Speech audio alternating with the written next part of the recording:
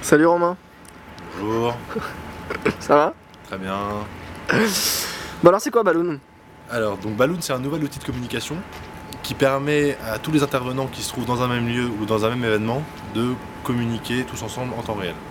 Donc concrètement, là aujourd'hui par exemple, on est au Carrefour HEC, qui est un forum qui rassemble tous les étudiants d'HEC qui souhaitent chercher, qui souhaitent trouver même un stage ou un job, et qui rencontre les grandes entreprises de ce monde et du CAC 40.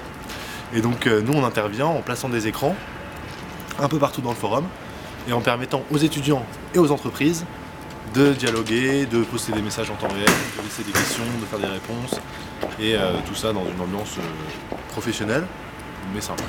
Et c'est quoi à peu près le retour des entreprises par exemple ou de ceux qui organisent l'administration d'HEC?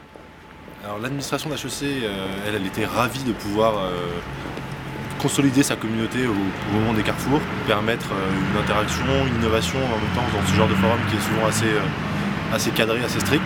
Donc ça, ils étaient ravis. Les entreprises, elles, ont profité de l'opportunité de faire encore un peu plus de pub et encore un peu plus de présence auprès des étudiants qui ciblent. Et il y a eu aussi ce matin quelques dialogues intéressants sur est-ce qu'on met des CV, est-ce qu'on met des photos sur des CV, est-ce qu'on parle argent dans les entretiens.